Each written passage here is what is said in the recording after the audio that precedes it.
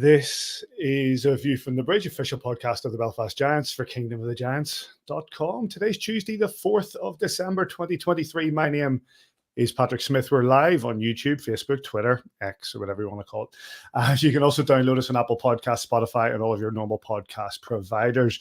If you're watching us live on YouTube or Facebook, hope you enjoy the show. Send us some comments, and if you like and subscribe. And if you're listening in on one of the podcast providers, why not drop us a bit of feedback on that or a bit of a review? We always really enjoy seeing the feedback. On this week's show, ouch, the Belfast Giants drew another blank in games against the Clan and the Steelers, each with their own talking points, so let's discuss them. George Awada will join us to give his take on what the Giants need to do next. A bit of November Player of the Month just to discuss. David Clemens scored the game-winning goal that handed the Giants the league title in 2019. We're going to have a chat with him about the fortunes of his Coventry Blaze. Omar Pasha, we found him. We've rescinded his ban, and he's going to come and chat to us about the Panthers. Laura Small, we always love having her on. She's going to chat to us about a few wonderful weeks that'll take place at the SSE Arena as we run up to Christmas. There's a bit of news and all that. Mr. Majimsey, good to see you. Thank you. Is it not cold enough for a hat today? Well, you see, I was debating it because by the, technology, we talk about Omar Pasha meetings later on. I might put my hat on whenever I'm talking to Pasha later. See what you've done there, mate. The magic of technology. Simon's not with us. He's got some very important stuff to do tonight. But we're delighted once again to be joined by the one and only Gareth Martin. How are you doing, Marty? Great to be back on, boys. Yeah, all good. Talking about cold, Davy, I bought a ice bath at the weekend. Seriously? Filled it up. Got into it Saturday night, 10 degrees, no Sent problem. it back? Still got in, no problem. Sunday morning, went in, 6 degrees. Oh, I couldn't hack it up to my knees and out straight away. So Really? I'm looking forward to the milder weather coming in. Obviously, a bit of a niggle in the knee, I'm thinking it'll be good for recovery, etc. I'm going to try and either get Pat to allow me to use the team on it at Christmas when I'm home, and we'll do a live View from the Bridge interview in it or something, or I'm coming to Marty's house. I'm fascinated by cold tech. I want to try one out. I have plenty of whiskey, so it's really good afterwards. Dear, I've never tried one. Indeed. I remember being in a hot tub when I was skiing. No, hold on, when we were skiing, then jumping out of the hot tub, rolling in the snow. Like you'd stay in the snow for at least 25 seconds, and then get back in the hot tub again. It's just the same. What can I say? Similar kind of idea. Yeah. Well, it's but you need to do at least 3 minutes. That must be 25 seconds. It doesn't. 25 seconds, yeah. That's all I could do. back in the hot tub. Been a long day. Right. Let's get cracking, boys. There is plenty to talk about. Belfast Giants had 2 games, one away from home on a Friday night against the Glasgow Clan, and then back to face the Sheffield Steelers at the SSE. Neither of which drawing any sort of points for the Belfast Giants in their league campaign. We start with that game, of course, at Braehead Arena against the Clan. A 3-1 win for the Glasgow Clan with a little bit of controversy. It's something to talk about here. The Clan's goals come from Jake Bolton, that Luke Lynch goal that was all over Twitter, and Reece Kelly with the empty netter. The only goal for the Belfast Giants coming in the opening 2 minutes from Johnny Curran. Tyler Beskorowany, and that's 25 shots on, 2 goals against. And Anthony Caroline 23 shots on, 1 goal against. And your referees, Toby Craig and Daniel Ferguson. Davy, as I said, Johnny Curran opened the scoring early for us in the game, going short side and Caroline from distance. But I felt maybe after that things would go our way, but that wasn't to be. This is probably a good time to say, Toby, look away, cover your ears, my friend. Friend of the show. No, it's not a friend of the show, Toby Craig. Listen, this was one of those games that started out so brightly, and we thought we'd taken a little bit of the momentum from the previous weekend's wins in the Glasgow. And nice stretch pass from Sean Norris to Browner. Second shift of the game. Travis Bryan goes in the blue zone and finds Johnny Curran, who's just going down the half wall. And one of those, a bit like Shudra on Sunday, you throw it at goal, good things happen, you don't have anything on, you get it on net, and he's found a gap. Caroline is nice and neat as post, but he's found that little gap, and the Giants have gone in the lead. If we'd have held that to the end of the first period, maybe things might have been slightly different, but we didn't. The set play from Glasgow, obviously, in the first period brings them back just at the end of the period. We talked about conceding goals early, scoring goals early, conceding goals late, etc., and how it can be damaging. Here's Travis Brown goes, finds a little drop pass. Goalie's not badly positioned, a wee bit off the post. Maybe he'll look back on that and probably want another go at it. But if we go into that first period break, probably in the league things could be different. But we came out in the second period, had our opportunities in power play, didn't score, and then obviously the if you want to call it the controversial goal, 2-1, empty netter makes it 3. I think a lot of the chat on Facebook or on Twitter and stuff was about the kick-in goal, but a lot of realism as well. You're not going to win many games in this league only scoring 1 goal. So we got to look at that as well. Probably enough grade A's and enough chances within the last couple of games to score a lot more goals than we did. But at the minute, some people would call it snake bitten or whatever. We're just not getting those goals at the minute, and it's obviously putting us under major pressure to come away with victories when you can't score. Marty, you look at that first period, and we're seeing some of the highlights there for those that are watching online. And after that goal scored, it does come close. Like McLeod and Sato, I think McLeod hits the post. Sato has a good chance going up close to it as well. Those two guys putting real pressure on net, but the Giants just not able to find the back of the net. Not at all. I felt we dominated the first period. As we've seen already in these first couple of minutes of highlights, McLeod has had at least 3 shots.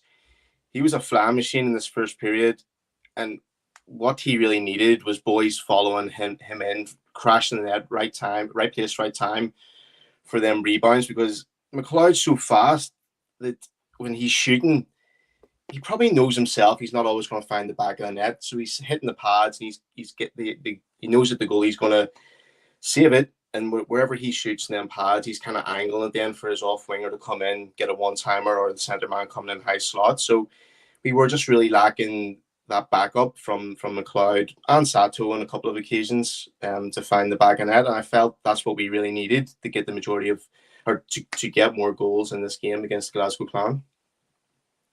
A comment there from Alan Brett that the controversy surrounding the kick and goal overshadowed the fact that Glasgow was the better side. And as Davy said, scoring 1 goal against Glasgow is not going to win you a hockey game.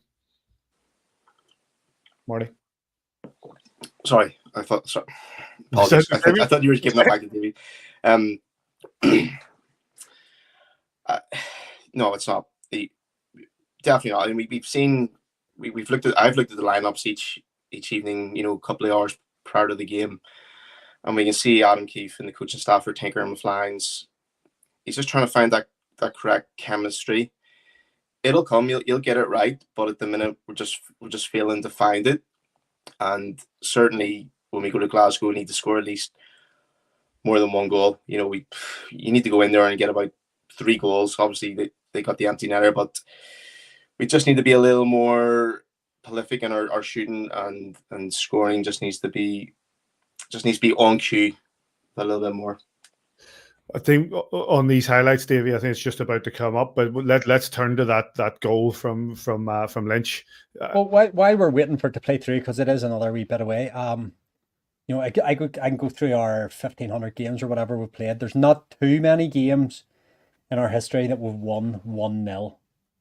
A few games that we've taken the 1-1 and 1-2-1 overtime or whatever. There's few games you win, and at this level, you got to be 2 point a game, 2 point something a game to be even in with a shout. So, our last 10 games is sort of bar we've had. So here, this is we're a bit of a power play here. So yeah, we've got to be better. And in front of net, like there's factors, and we'll come into them later in the show when we talk things through. We're obviously talking about the game now rather than the wider sort of where we are in the league, what we can do differently. But we'll come back to that. We'll come back to that. But see from here. So this is actually the goal, but I'm going to pause it here because we'll go to the 4 goals that we conceded against Sheffield as well. This goal has started like the 4 goals in Sheffield with decent possession, almost 200 feet from our own net. So we've got to be cognizant on back check, and the coach has talked about himself. At this point, Travis Brown, I think it is, going towards the puck. Davy Phillips coming in. We look well set here actually to defend this, whether there's a little communication or whatever it is. But the play goes on here. Davy's with his man, and it's the third man coming in from from the defensive zone attacking, that gets is that Nazarian 22 on his back there, just gets a step on him. It's maybe just a wee mental issue, but then it goes from here. And look, I'll go to the replay. I don't know what the refs went and looked at, what footage they had. We have only the footage there. That from that angle, it's a kick, okay, because he reaches his knee to set his foot. Yes. If you want to say to deflect it, he kicks his knee out to deflect it. From the backwards angle, it doesn't look like it. I had the privilege of doing it frame by frame, zoomed in. It's a kick, okay? There's this no one doesn't look like a kick. Right, so it doesn't look like a kick, but I slowed this down for you. Frame by frame. I've actually just got lucky where I stopped it there. If I could go back one frame, his foot is actually more perpendicular to the backboard, in line with the backboard. What way would you say it? He just at the very last minute. Toby, if you're watching, I'll send you it, my man. At the very last minute. Look, physics. The puck is coming from the left circle across the net. If you just deflect that, the only place it can go, physics dictates, it can only go towards the backboards. The only way that can go towards the net, if it gets inertia from somewhere else. If something comes this way, it can't go 90 degrees the other way. It needs force coming that way. And at the one frame previous to this, if I had the ability on this to go one frame, his foot does this. Or actually that, because that's easier for you to see on if you're watching on screen. If you're watching this in a podcast or listening on a podcast, this is rubbish. But he flicks his foot, and for me, it's a kick. You will not convince me otherwise.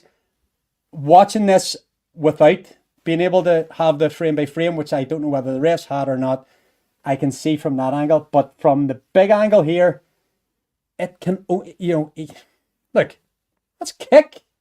But that only overshadows that we only scored one goal. And yes, we go through controversial points. At that point in the game, when it was 1-each, that doesn't go in. You don't know what happens. It's a one-goal game, and they go on and score the empty netter, obviously, with a couple of minutes to go. But that is glossing over what wasn't a great performance. The coach says it himself in the aftermatch.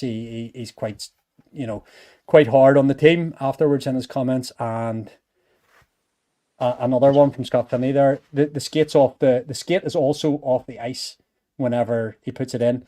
The heel's off the ice. So for me, I'm with Scott. It's a kick. But look, we could focus on this, and I'll let Marty go on to that.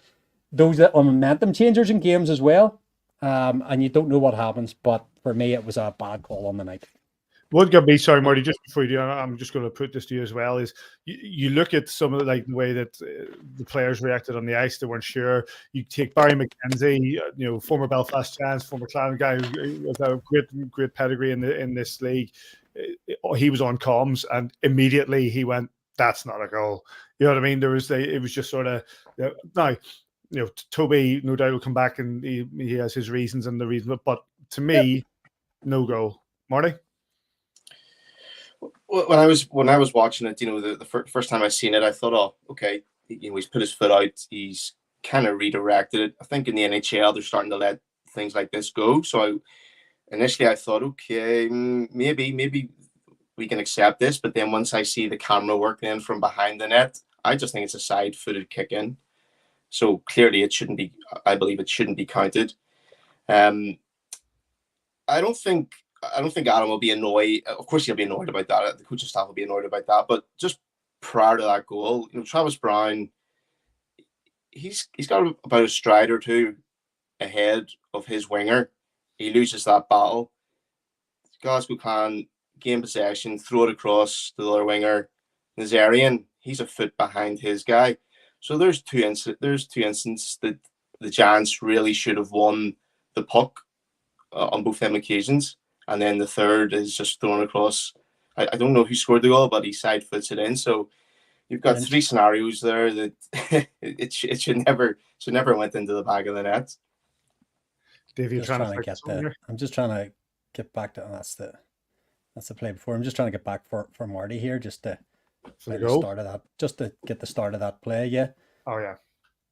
This is probably it here. Boom. Oh. Go on, play. Great. This is great podcasting. Yeah, I think it was a save. Wasn't it a save by the goalie? And then obviously the turnover. Yes. No, it was not. This is a power play. No, it's not a power play. It's just us on the attack.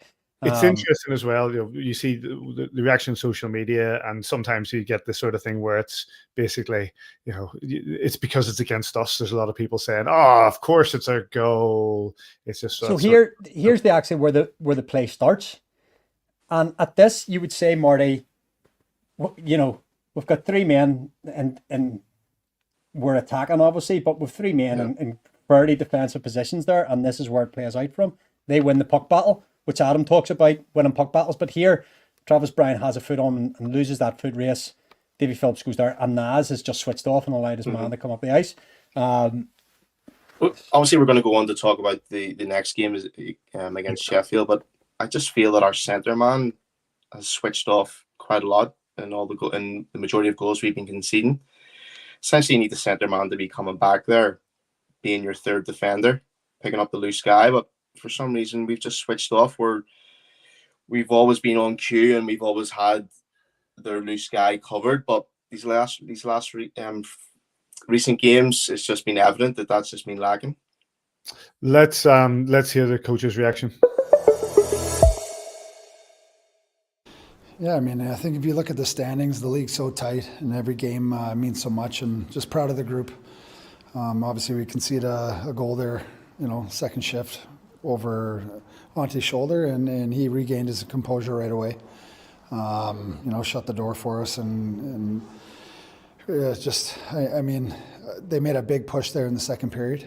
They got a lot of explosive, fast forwards, and they came at us with a lot of speed there the first 10 minutes of the second. I thought we weathered the storm, and then, I thought we took over from there, and obviously our penalty kill came up, huge once again. Guys sacrificing, putting their bodies on the line, blocking shots, and doing whatever it takes for the team to win. And but solid 60 minutes, and I thought Bolts, that was a big goal there, tied up at the end of the first face-off play, and then Lyncher going to the net hard, gets a bounce off his skate. But credit to the PK. I mean, guys doing whatever it takes, willing to sacrifice and get the job done. And so proud of the group. Not a lot. That's a really disappointing effort. I thought Glasgow came out, outworked us, won pretty much almost every battle, and that's the result is 1-4. We shot from the corner and scored.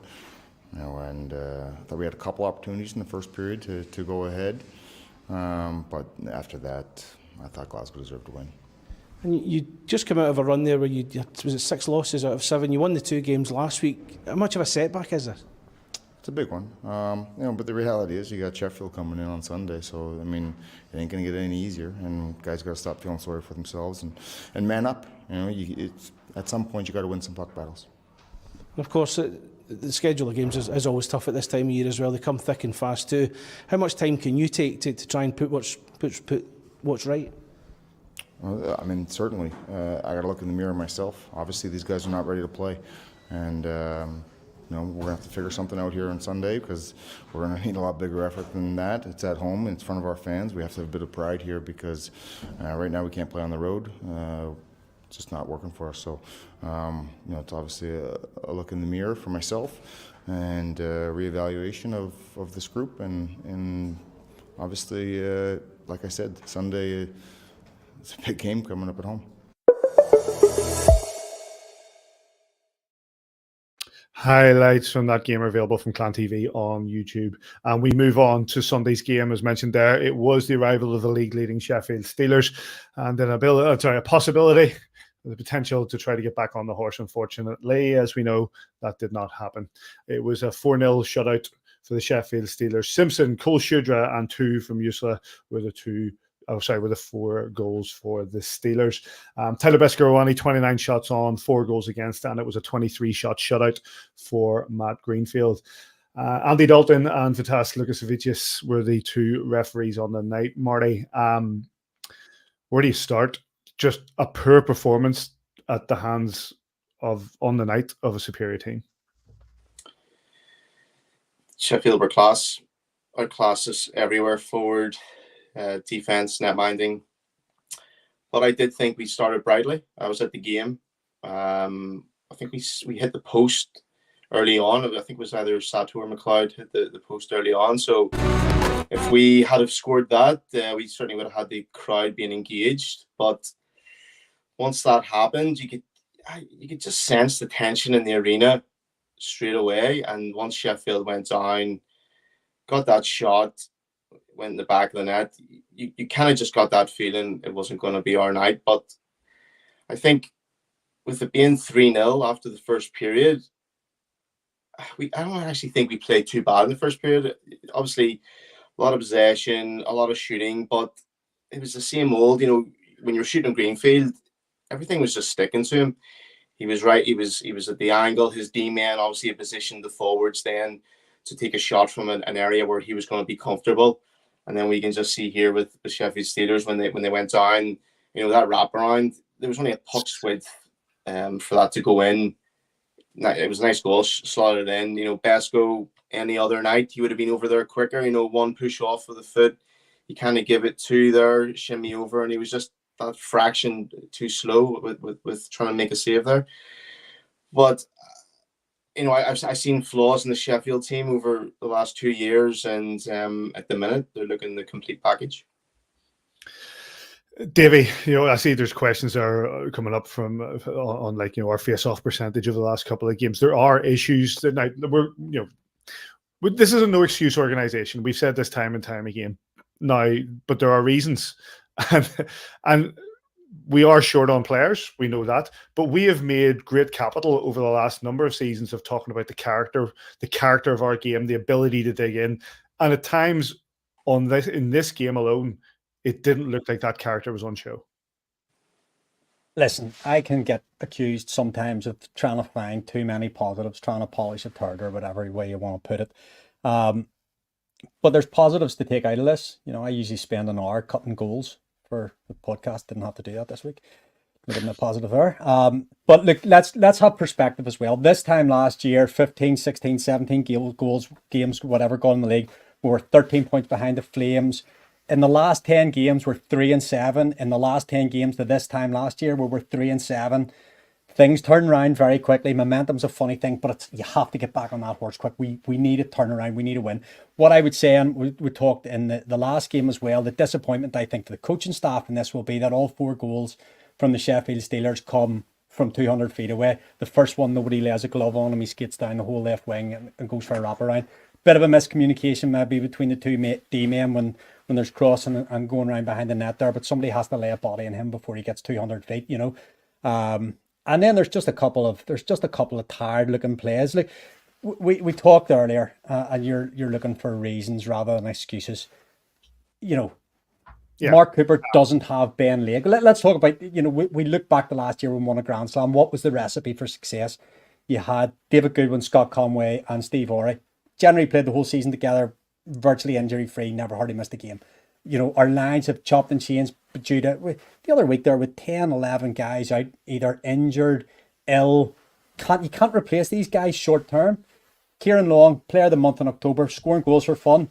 Oliver Cooper was clearing the way for him. Oliver Cooper was feeding him the puck and he scored. He's playing on D.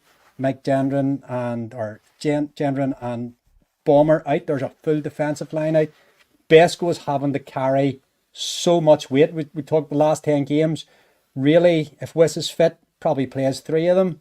That's 3 nights off that Besco's not having to play 60 plus minutes. He's having to train every session because he doesn't have any, adequate backup at the minute. So that's a lot of load on him.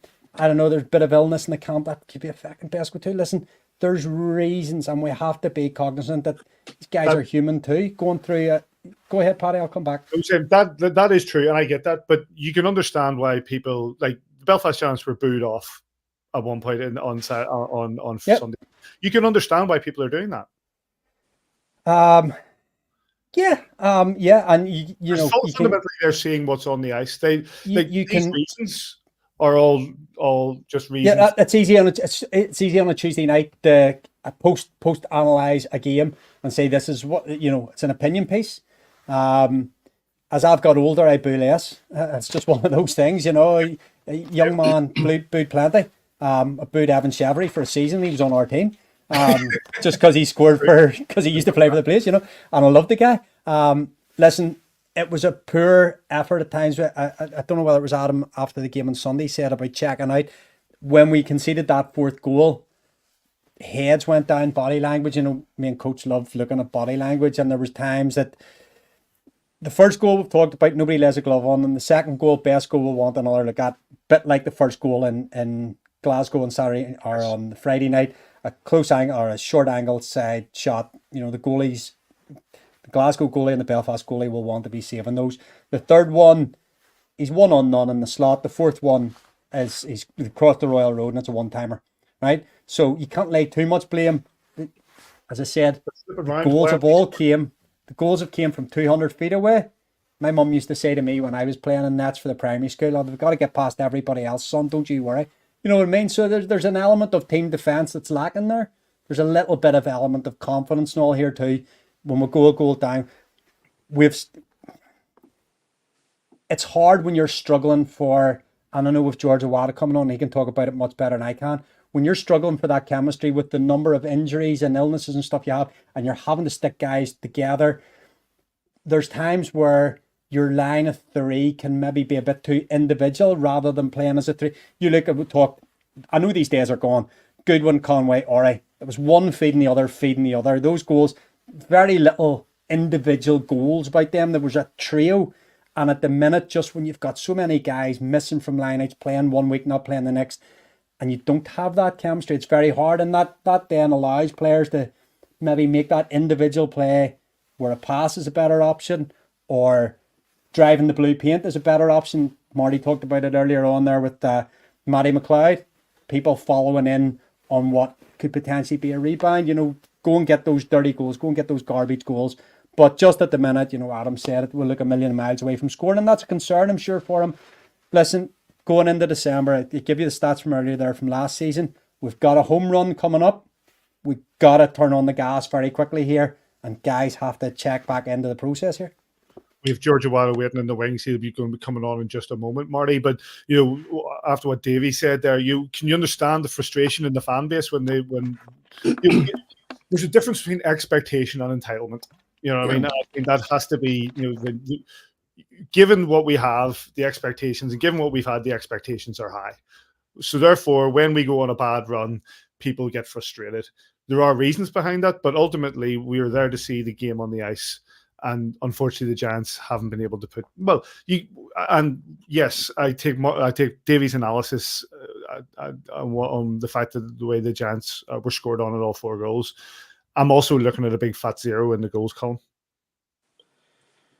Confidence, you know, the confidence is rock bottom at the minute. I think that's a major factor. I want to go back to when the crowd were booing after the first period. I was in the arena when that buzzer went. I got a bit angry. I was sitting there, crowd are booing, and I'm just thinking, why is this arena giving up right now? We have great fans. We have very educated fans. Everyone knows we're in a tough situation. We've touched on 9-10 players out.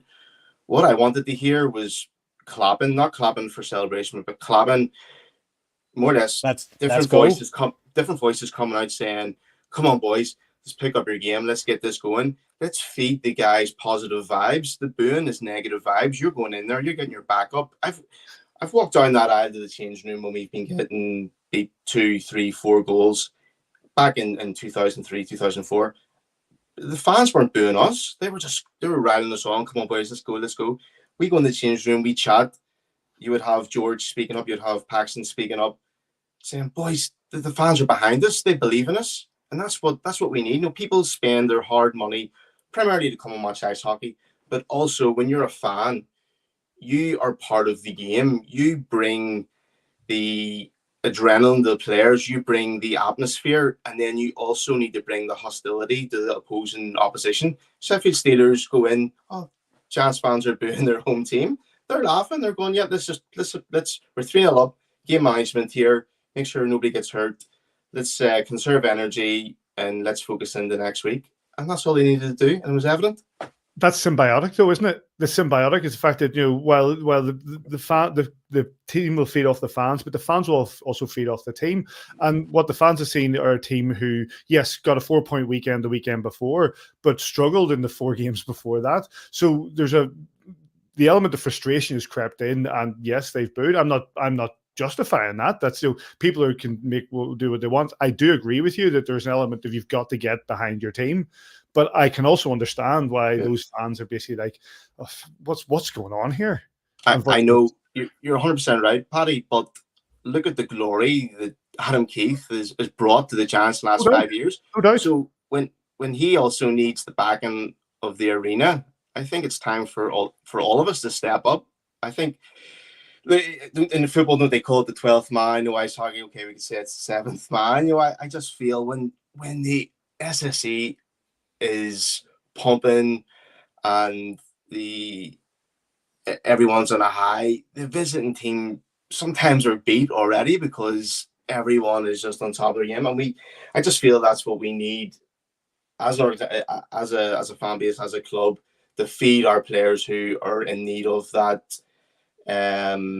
What's what I'm looking here? They obviously need they need to get the confidence back up. We need Quinn Preston firing. We need Tedesco was firing for fun last year with Guildford. Just that little extra spark, that little bit of encouragement, that positive vibe. I just think that'll just bring them back on. And then instead of dreading playing at home on Friday night against Nottingham Panthers, they're coming in the arena where they've fully got the backing of the fan base in a sticky situation. That's my take. But obviously, maybe I'm looking at it as a player / fan at the minute, because that's where I'm at. Let's hear from the coaches and then bring in George Awada. I disagree with you. I thought the first period was good. Obviously, not ideal. We come out of it 3-0 down, but I thought we came out well. We had our chances to actually score some goals. We didn't. They scored on the opportunities they got, and then second period I thought it was all right as well. We just couldn't score. We look like we're miles away from scoring a goal right now. Third period, I thought we asked the guys to push back, and I thought for the first 8 minutes or so we're trying. I'm not sure if we know how to try at the minute, but we're trying. And then we give up that fourth goal on just a kind of a lazy back check, and I thought from there on we quit, and that's disappointing. Yeah, we were in Dundee last night, so. Had a good sleep last night. Came over right at 2:00 up from the ferry. Never an easy place to play here. Loved our start though. These aren't hard games for us to get up for, obviously. Belfast is a team that we've looked to try to close the gap on. They've been so dominant the last 2 years, so it's a good start for us against them. Got off to a good start, and then I thought we just closed the game down very well. We didn't give them anything for free. Made them play a 200-foot game after we got the 3-goal lead there, and.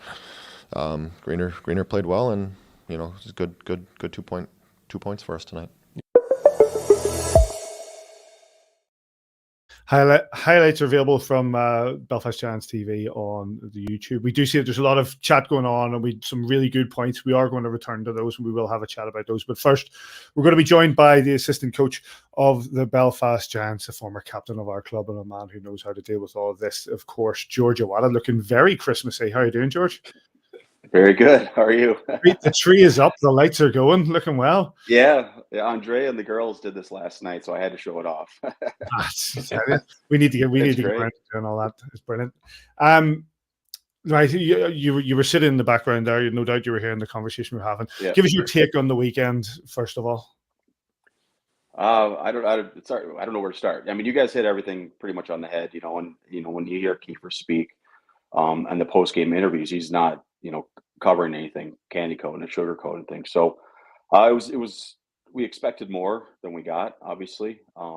But like you've been seeing these last few weeks, this last month, confidence is a thing, and it's been the tag phrase all night long here with you guys, and it's just something we got to dig out of. And and it's nice that we had the start that we had to the season, because we know this group has the ability to play with confidence.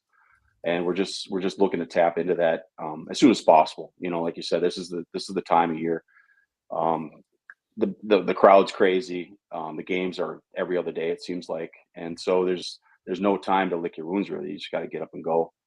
And hopefully that's where we're going to be come this weekend, because we're slowly getting our bodies back, which will deepen our roster. But at the end of the day, this group, these guys, these are the ones that beat the Champions League team and had a good start. So those are the confidence times that we want to try and tap into. And we've been doing that, obviously, this last month, but it's just like, to get everyone in sync at the same time. And you see that how we're not in sync. That's we're just waiting for that moment. And it's going to come, I mean, I was new to the team last year, obviously, and Kiefer's been doing this for a lot of years, and it seems like it's not a theme every year, but when there's a will, there's a way, right? And there's a lot of these themes going around, and I know Kiefer, he drives the bus pretty hard, and he gets results, and so I believe in him, and I know these guys will and do, but it's just a different hill we're climbing, as we say, but it's gonna come, and it's great that we have this home stand here with all these these home games and the Challenge Cup, so there's a lot of energy, a lot of juice, and like I said, we'll get these bodies back, and it's going to help us just keep pulling and climbing to the top. George, December in many ways a bit like Saturday in golf. It's moving day. You have to be in a good place come the 1st of January. In this league, we're more or less 50% of the way through by that stage. And confidence, you've talked about it there. One of your roles, and we're fortunate to see sometimes in doing that, is to go and get those boys in the changing room and grab the ones by the scruff that need grab by the scruff and put the arm around the ones that need the arm around them. At this stage, Adam's probably done as much as he can publicly, putting that message across. And Marty talked about the team feeds off the crowd feeds off the team, and that cyclical where it can get a bit negative. How does a team come out in the next game to try and address that? How do we get back to it's not an easy flip of a switch. This is a team that won 13 in the bounce, so we know they've got it in the tank. No, it's just trusting each other, right? And this week we're kind of we're going back to the start where it all started from. We're just we've tried a lot of different things, but not things out of the ordinary. Just whether we're winning or not, we work hard every week in practice, and we just try to attack the simple things. So we play a simpler game, and then it's our foundation that we try to look to hone every night. And there are some holes, some slips here and there, and it's fatigue. It's a lot of things, not to make excuses, but we're getting away from the way we knew how to play and the way we were playing a couple months ago, to get that run going. So, and again, he's pulling guys, he's having meetings. I'm talking to guys, Jeff, we're all having these conversations, and because again, we've won together a lot so far, and we're losing together. And these, and then every year you want these kind of things, these adversities. And obviously the injuries are a little bit too much, but they're out of our control. But you need these kind of things to strengthen you for the end of the year, and it kind of, not that we're going to repeat what we did last year, but we have a good blueprint of how we did it. And it's not bringing in guys, it's just the feeling and the emotions and where we knew we need to have to push the guys to get to the top game. And then we just kept, we were able to climb, and whether we do or not, but it's our foundation that, Kiefer's been instilling here for, 5 years, whatever, that's been working. So that's what we need to refocus on, and get back, so we don't give up 200-foot goals, so we are hard to defend. We have the puck, it's all those things that they're simple. It's simple hockey, but it's just like you guys said, it's just being in sync and doing the right things, together, not as one. So we always say a no excuse organization, but we have to be able to say that the injuries are a factor. When you drew up this roster in May, June, July, August, and we're recruiting it, you wanted Ben Lake going with Mark Cooper, you wanted Oliver Cooper going with Kieran Long, and Longer's having to play D because we've got guys out. Without making it an excuse, how difficult is it? Even during the week, you're not getting a full practice. The goalies, and we'll talk about Besco because it's the big elephant in the room, especially on Twitter. Yep. The guys having to play 60 minutes every single night, every single day. It has to be a factor. Yeah. No, yeah, totally. I mean, it goes for every team, right? Some teams don't hit injuries, or they hit them at different times. Like Sheffield, probably they're not missing many injuries. Guildford last year, I don't think they had an injury for most of the season, right? And they were flying all year long. So every team hits that spot a little differently. Obviously, I think it's since the Giants have been in this existence, it seems like it's always the start of the year. I remember I got hurt first game of the year whenever I was playing. I think it was one of my last years playing, So those things happen. And it is hard tactically to put up a lineup.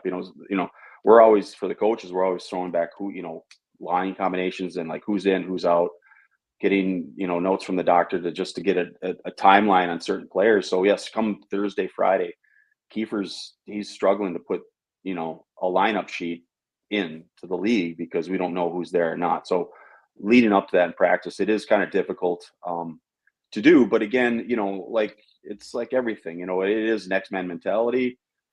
It's been a mantra here for a lot of years. And even back when, Marty and I, we were like back in the day, we had 3 lines only, right? The coaches were playing, so it's always been that. And it's in the fabric of this team. And, it's the culture of this organization for forever, even before I was here. And so that's just the way it is. And that's the way it's going to be. And these new guys that are here, they're learning that, it's a hard lesson to learn so early in the year. But like I said before, it's gonna strengthen us down the stretch when we are in big games, when we need to look at things, when things look to be tough, but they aren't as tough as what we're going through now. Hey George, it's been too long. Good to see you, buddy. Yeah, you too, Marty. Actually, I was actually going to touch back kind of when we played, and then obviously what the current situation is now with the team. So yeah, I remember you were my captain and such a great leader. I remember there was nights where Ed Courtney just said, yeah, we're just rolling with 2 lines, and you probably played nearly 40 minutes a game. And you just touched there, obviously, it's instilled in the Giants. That's what we have to do sometimes, obviously, albeit 3 lines. But how difficult is it now with the league? Most teams rolling with 4 lines. Obviously, back in the day, it was normally about 3, but you could get away with 2 sometimes. How difficult is it now trying to roll 3 against a Sheffield that has 4? Because obviously, I'm trying to figure out how much more conditioned the guys are now compared to, well, I know we were conditioned, but what's the level like now compared to back then? Yeah, no, I mean, these guys are professionals. The league, the game has changed a lot. And when you see, like Sheffield and all these teams, Cardiff, they have 4 lines, and there's guys, healthy people in the stands and stuff. It's you can see that, but then it's on the day anybody can win. And Dundee proved that a couple weeks ago against Sheffield, right? And back in the day too, also like these lower budget teams were just knocking off bigger headed teams like Fifes in the playoff finals and stuff. So all these things can happen. And it's a lot to do with the will and the mentality of the team and whoever's playing, right? And obviously last year back then, you had no choice, right? It was, you had to play, and you just got up and played again. And and it was a will thing, right? Like you couldn't say I'm not going because you had to go, or else you're out of a job basically. And not that these guys have given up or anything. They are in shape. But it is hard when you're playing teams like Sheffield. I mean, they've always had a good team, a skilled team, a fast-paced team. Nottingham, Cardiff. So we're playing these teams, and they're buzzing around. And it's for us as coaches and also players just to understand maybe there's a time and a place when to do things that we don't normally do, right? And we get exposed sometimes when we're cheating offensive. And when we're not scoring goals, that's a common denominator for why we're cheating and giving up 2-on-1s and breaks against Besco and he's leaving them out to dry. It's like a house of cards, right? And it happens. It's been happening too much lately, like we've said. But just there's light at the end of the tunnel. We're going to get some bodies back, and these guys will be better for it that have been playing, and they can relax and get back into their roles. It's not having to do too much. And we'll be a stronger team for it, I believe. With you 2 lads there, let me just briefly bring you back to that season.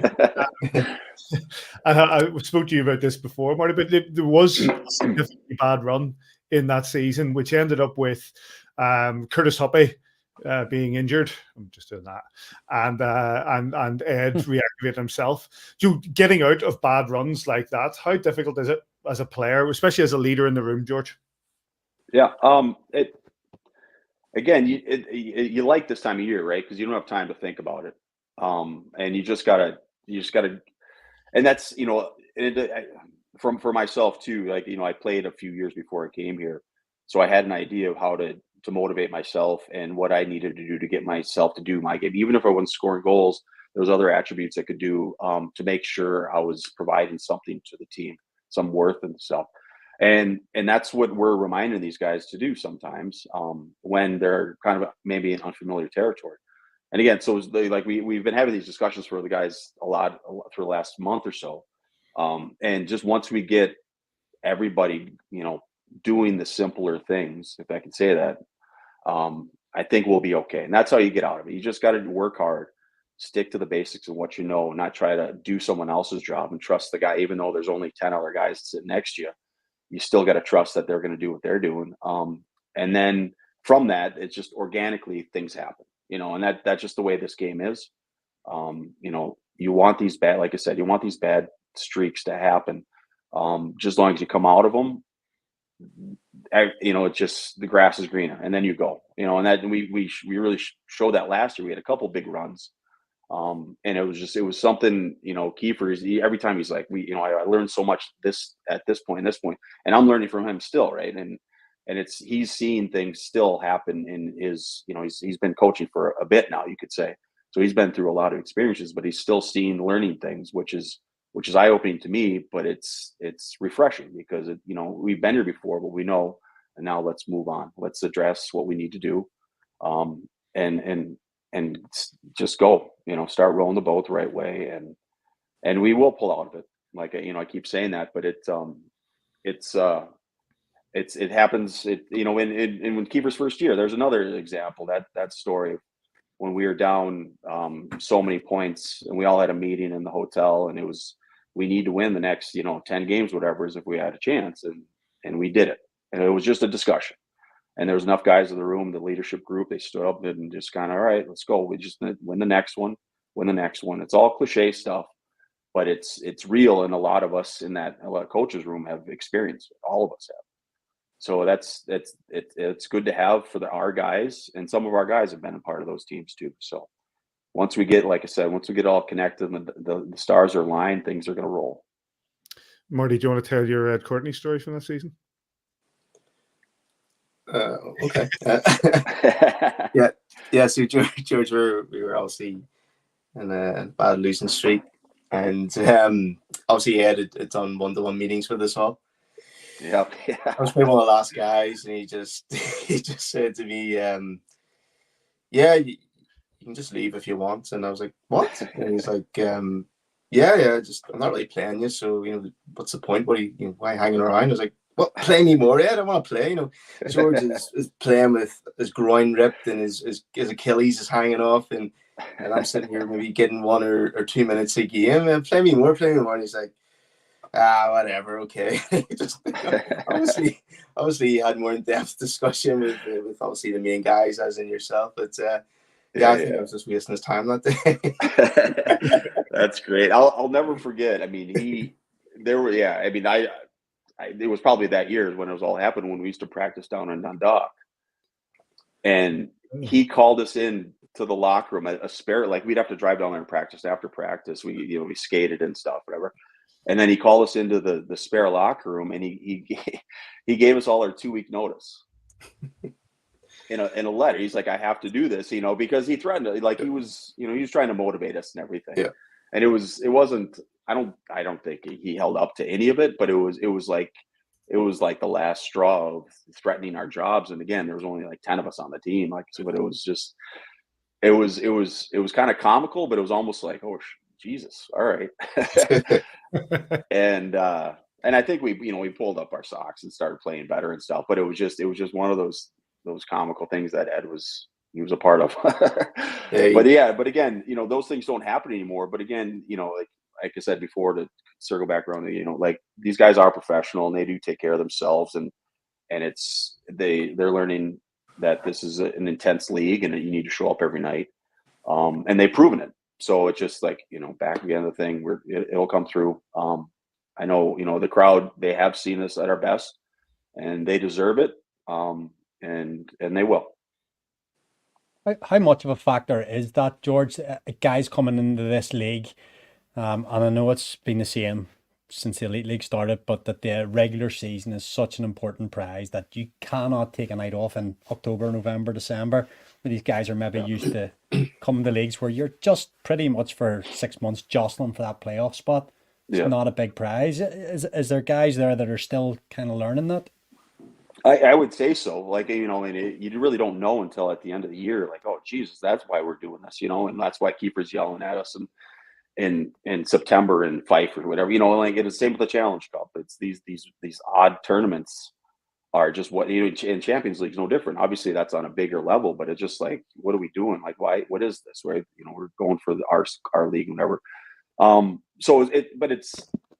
sure that's part of their heads, you know, and even as much as we try to tell them, and I'm sure the leadership group lets them know this is what it is, but everyone's got to absorb their own experience and then react to it. And if they don't know, they know now how important this is, especially this time of year when these games will mean something. And then we'll see on the other side of it, you know, if we do everything we need to do and get to where we need to be, they can reflect, say, now I understand. But at the end of the day, we just got to win the next game, and that'll lead to 2, and then hopefully 10, and then we'll be talking next month and saying, well, that we told you so. But it's up to these guys, and they're winners in there. You know, just learning how to win together again, like we've done in the past. George, listen, we really appreciate your time. This is what coaching is. This is when the tough times come, no doubt. This is when you boys come together and work hard to find a way out and find the right guys and motivating the right guys. So we appreciate you taking this time and chatting to us, and good luck this weekend. Yeah. Thank you, boys. Thank you very much. Hey, George. Thanks, buddy. Big thanks to George Awada for taking the time. Like I say, when you're in these sort of holes and you're trying to get out of them and you're trying to find a way to get the confidence, coaching really comes into its own. And it's a difficult job that they have, and hopefully they can find the right chemistry to get the boys winning again. Sorry, Marty, you want to say something? Yeah, like I was just getting flashbacks listening to George there. I remember chips were down, him standing in the locker room, in the center of the locker room, walking around, basically giving this similar speeches to what he's just said, motivating the guys, getting us out of that. You know, I think Davy had touched, maybe we were on 10-11 game losing streak. You know, he was the main catalyst turning it around. We started winning the games. He gave us the belief. As I said, he was playing banged up and he was still flying out there, and you would have thought, how's he actually doing this? And he played with so much pride for that jersey and such an exceptional man. And then obviously, what I've just listened, obviously now I'm like, whoa, yeah, we're on the right track. We've got the right men in place, and you know, everyone watching this pod should be thinking, yes, let's go. Friday can't come sooner. Yes, absolutely. Right. Let's go. We're just taking a bit of a break from talking about all of this to focus on some things a little bit more positive.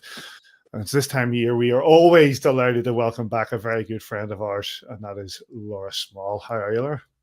Great, thanks, gents. How are you? Doing really well, thank you. Well, apart from the results, but personally, doing well. Laura, you're obviously here to chat to us about certain things that are happening over the next couple of weeks, such as the Christmas mission appeal. Firstly, I'm going to apologise. I have really bad internet at the minute, so I may have to ask you to repeat it, or I may just vanish altogether.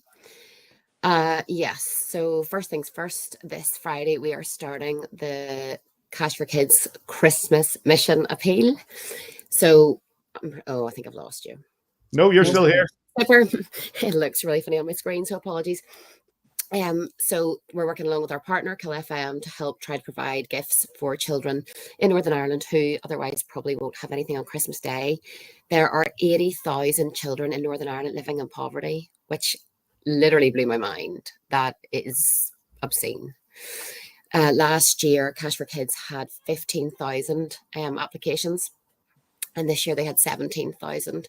I think people are sometimes cynical that people just think, I'll just write into Cash for Kids and get my kids' Christmas presents paid for.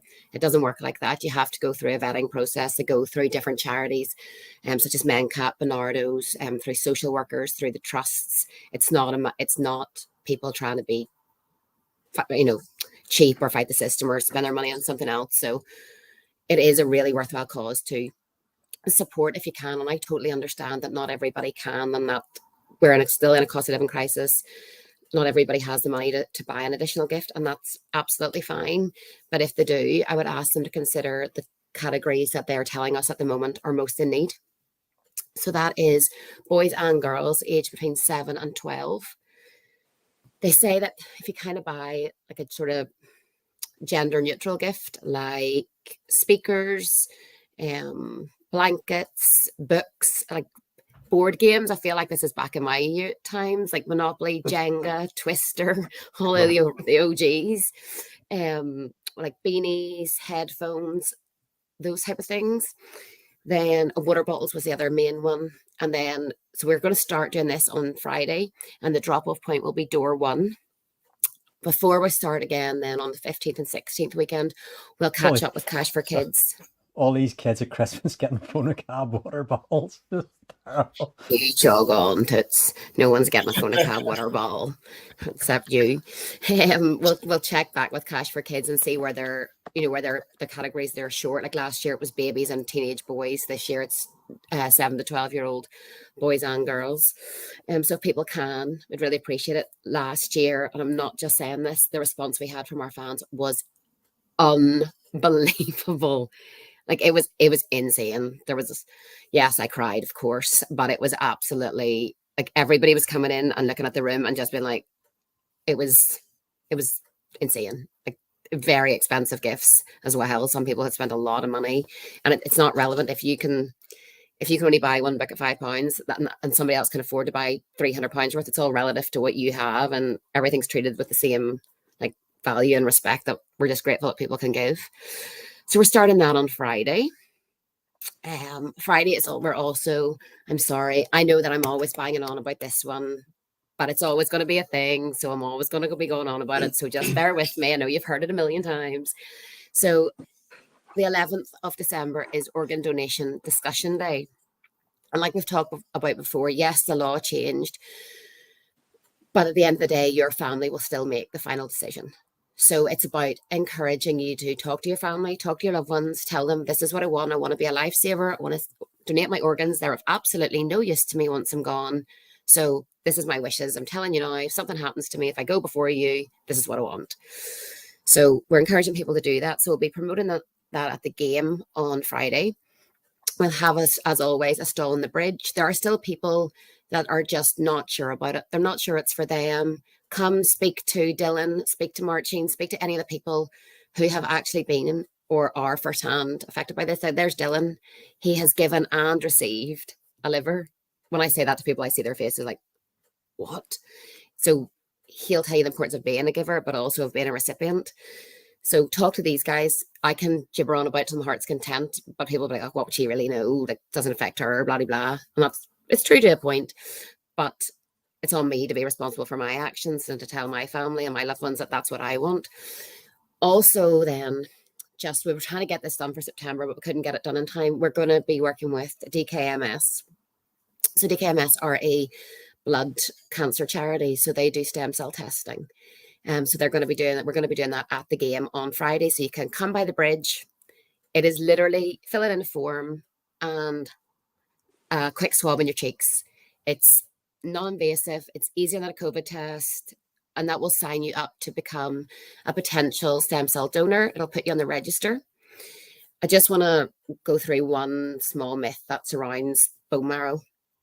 A long time ago, if you needed a bone marrow transplant and somebody had to give it, it was done by a nasty process, a large needle in your hip, and that's how your bone marrow was removed. That is only done now in, I think it's less than 5% of cases. It is now done through blood and stem cell removal. So it is painless, and it's so difficult for people to get a match. I would urge anybody who is healthy and between 17 and 55 to come along on the bridge, find out a little bit more, and take a 2-minute test. Oh, have I lost you? Oh, we can hear you. I can't tell if I've lost Paddy. The boys are on mute. You're Very rude. I know, but I just want to don't blabber on. And then, so that's my rant about organ donation and stem cell testing. And then really quickly on the 16th, and I don't want to hear any bad chat about it, we're going to have our teddy bear toss. Hey. Hurrah! So again, I understand that not everybody is in a position to buy a teddy, and that's not a problem. If you are, please make sure it's a brand new one. Don't bring me something from your cupboard from 2000. You can laugh, but it happens. And then make sure it's in a bag so that it's clean. We can use it. Once it hits the ice and it gets all nasty and wet, it goes to the dog's home. I'm not going to lie to you. We can't bring it to a hospital if it's not perfectly clean. So then the boys will be bringing those to the Ulster, the Royal. They'll also go to Craigavon and Coleraine and the Children's Hospice. So they go to lots of really good causes, and they honestly do make a real difference. You can see the difference it makes to people who are stuck in hospital to get. It's not just about getting a toy, it's about getting a different visitor and having a different conversation with than the nurses and the doctors and your parents that you're just having every single day while you're stuck in the hospital at Christmas. So that's my rant about the next couple of weeks. So that's the Catch Your Kid Christmas Mission Appeal. That is the organ donation discussion day. That is the DKMS testing of the games. And of course, the teddy toss. It's a busy period leading up to Christmas, Laura. It is. There's not lots going on at the minute. I need to mix in a few wins as well. So it's all going well. Let's hope for that. Well, listen, we really appreciate you coming on and taking the time to do Thanks that. for having me. I really appreciate it. I'm sorry. Everybody gets involved. We really appreciate it. I hope everybody gets involved because notoriously the Belfast Giants fans and visiting fans are always really, really generous. Unbelievable. Really, really kind. Thanks, Thank Laura. you so much, gents. Take care, everybody. And if I'm not speaking to you, Merry Christmas. Bye. Merry Christmas. Bye. Big thanks to Laura Small. It's such an important time of year and some important things that have been going on and some important drives that have been going forward with regards to the Christmas Mission Appeal and the reasons that Laura has given. So please, help out if you are able. We know it's difficult at this time of year for a lot of people, but if you're able, please do help out in a lot of those appeals. Davey, do you want to revisit some of these comments before we move on? I think we should. We'll take them one at a time. Let's start with Patrick W. We'll throw one to you, Paddy, to start with then. We've been short-bodied before in years gone past, but the effort, well, it doesn't say but, and the efforts have been better than this. Maybe an accusation of effort level. We have been short in bodies. Have we been this short on bodies? I don't know. I can't recall where. It's the key players, isn't it? It's like you said, it seems to be from every line. I will say that there were aspects of the game against Sheffield where I was just like head in my hands. We're going like Sato, I thought, was throwing everything, but there seemed to be certain elements of guys who maybe weren't tracking back. And Marty mentioned that certain coverage down the centre that wasn't happening. Do we have the players digging in? That's for the coach to say. I think there's a level of some players going missing, which is disappointing, especially when, as I mentioned to you boys earlier on, we have played on this from time to time of the character work boots on when times are against us, work boots on and we get stuck in. And there were elements of the game, especially on Sunday's game against Sheffield, where I was just hoping for that little bit of more of a push. I'll go just because I've got numbers in my head all the time. 1 whistle missing. 2 and 3 were there. 6 missing. 7 missing. 9 missing. So Baum, Garside, Lake. 13 was there. 14 was there. 15 out injured. Gendron injured. 17 out injured. 21 Kelbeatty, can't even call on him if he was, but he's injured. Nazarian 22 was there. Tedesco was there. Cooper was there. Besco there, playing banged up, stroke ill. 35 Deco back on the bench after a while away. Where are we into then? 43 played 48 out injured. Then you're in the 70s. 70 was there. Matt McLeod 77 out injured. In the 80s, 81 there, 84 there, 89 there. Then you're in the Pounds first game 62, 29 there, but playing sick. Barriga signed in the summer, obviously never played a game in the league. You go through that, there's about 10 people from that lineup. But anyway, that's irrelevant to the effort levels. When you're out on that ice, you got to put everything in for this club. Because you're still in the green room, I'll take the very last one there from Einhart saying, Laura is adorable. She'll love that. She loves that like she loves a poached egg. She loves that. She loves approach day, or Laura does. Let's go here. There's a couple here of a similar theme that'll come to you on Marty. Our good friend Cricky Lovell. Yeah, we have to back a team up, but it's a two-way street. Show us something in believing in, and I'll take that along with JT. Is that kitchen a mask? You're not getting a cheer. I think that's directed at your little monologue at the end there, Marty. You're not getting a cheer just for being on the ice. Discuss.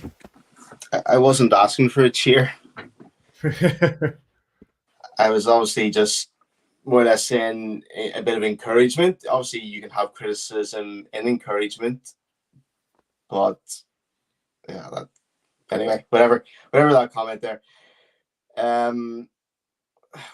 Give us what was the comment? Give us something to believe in. I mean, give us something to cheer about. Give us something to cheer about.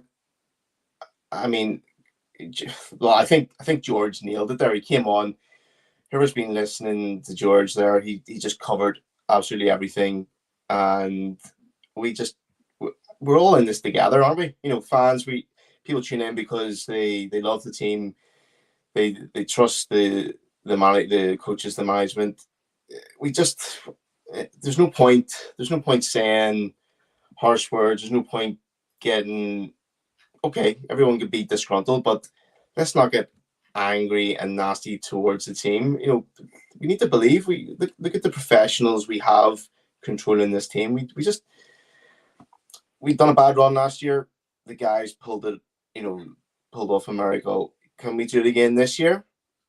Yeah, why can't we? You know, I guess other teams would kill to have our coaching staff in place. Yeah, I guess where my memory isn't what it once was, apart from stupid facts, but I can't remember there being this kind of an element of turning on the team so quickly. At this stage last year, as I say, we're 13 points behind the Flames. We were very similar in the amount of points we had at this stage of the season. I think with 20, what have we at the minute? Because I don't have the league table in my head. But I think I can't remember. Anyway, but we were very similar in terms of points. We'd gone through that early December where we'd lost a double header at home to Manchester. We'd won a game, lost a game, then we lost the Panthers as well coming up to Christmas. So it took us to that real homestand at Christmas when we won 7 games in a row. Peyton Jones had a couple of shutouts. Tyler Scarwani came in on the 1st of January. Jackson had a shutout in January. Then Besco got his form and shut out every sort of 3 or 4 games. And we went on that big run. So, but here we'll go. Here's one for you, Paddy, because this is directed straight at, I guess, you and me, because we've been doing this for 20 years. This podcast a few years back wouldn't have be having a go at happy clappers when we were 4-0 down. Would we? No, we would have been angry at 4-0 down, and I am angry. I am disappointed. I think that's coming across how angry and disappointed we are at 4-0 down. I don't think anybody is basically saying that we shouldn't be angry or disappointed. And likewise, I don't think we're having a go at happy clappers. I don't think we're having a go at the fact that there are people who want to get behind the team. I think if you want to get behind the team, then get behind the team. So I'm a bit confused as to who Darren's. We've known DA a long time about who that was having a pop at, because I've never been a happy clapper myself. Never have. It's I think that come through the podcast, maybe the podcast and time, I've mellowed, because the emotion with regards to the anger doesn't come forward as much as it used to. I realized that a few years ago. But like you say, Davey, you don't boo as much yourself. Right, okay, we'll move on now. We'll move on to just a couple to get wrapped through these, because I think everybody deserves to have their views. Saying when it appears the application isn't there from certain players who show they can do it in the CHL but struggle in the league with lazy back checks, wayward passing, stupid penalties. It's hard. Listen, I get, what's that?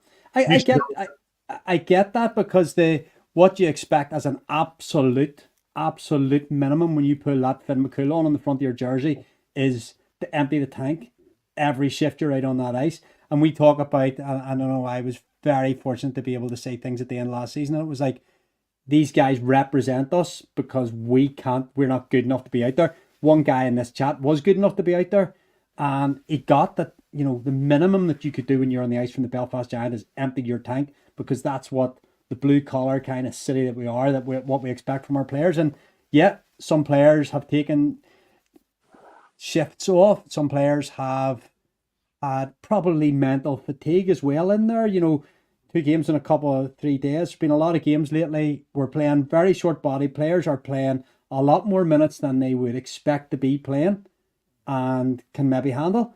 And unfortunately for them, they have to keep going out there and just have to keep going back to the coal face. Let's pick another one.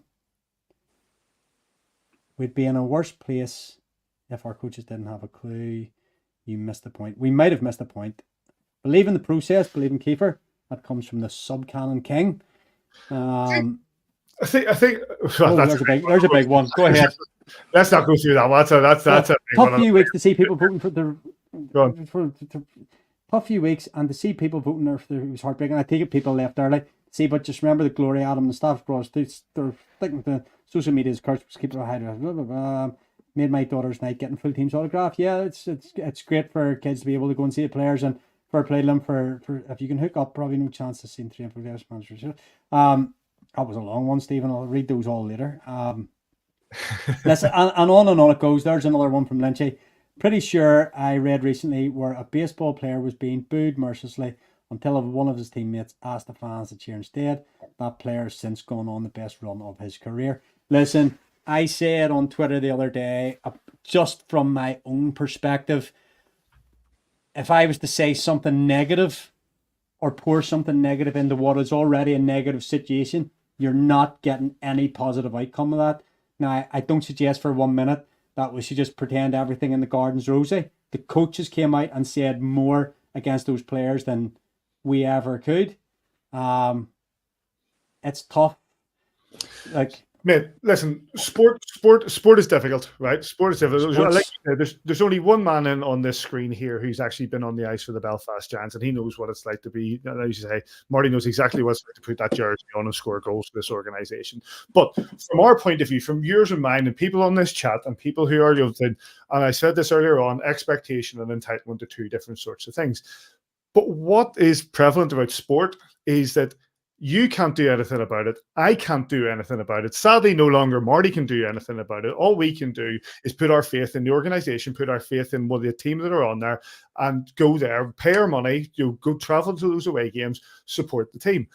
Once you do that, if your expectations aren't met, and let's be fair, our expectations are right up here.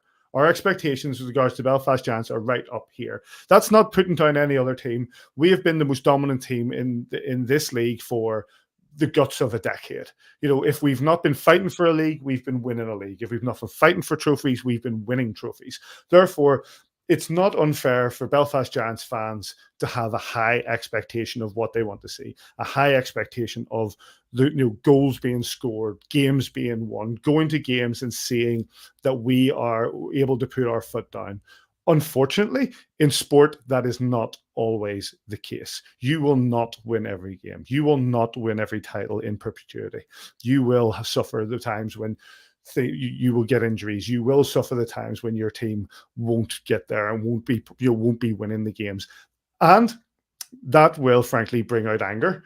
It'll bring out frustration. It'll bring out the boos, and it'll make you think to yourself, why do I bother supporting this team? But ultimately, you're so invested in the passion of the game, so invested in the passion of the sport, so invested in the passion of your team that you're back there the next week, and you're back there the week after that, because well, we've been winning week in, week out for the guts of 5, 6, 7 years, and where 4-point weekends were the norm, and never should they be taken for granted. We've said that before on this podcast.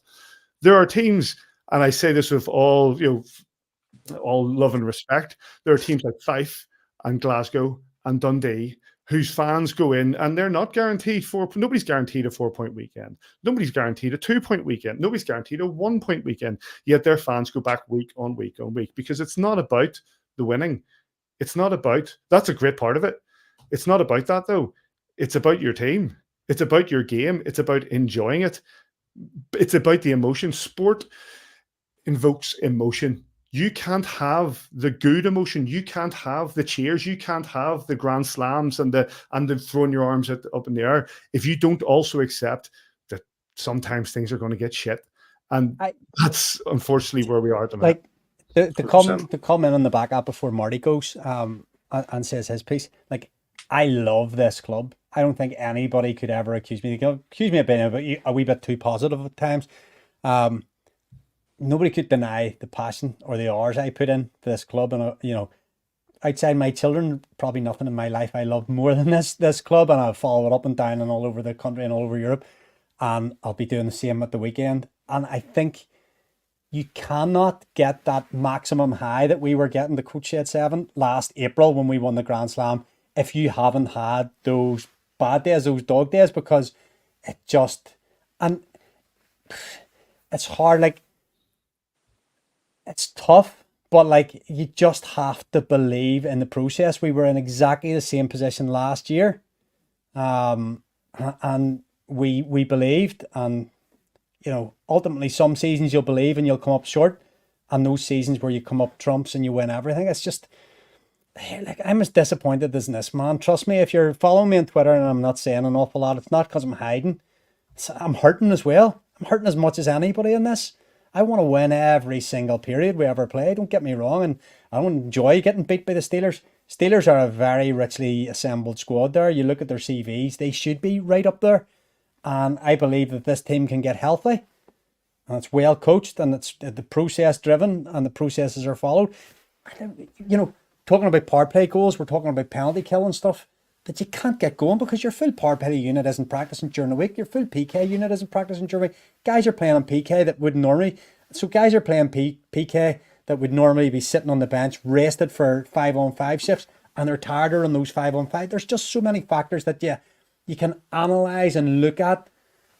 But ultimately, when you're there and you're just not game for that 60 minutes, you just want your team to win so much. And when you get a shellacking like they did against the Sheffield Steelers, I can understand why people boo and why people are upset and people go on to Twitter. But that's a wee bit, Marty, you can round this conversation out here.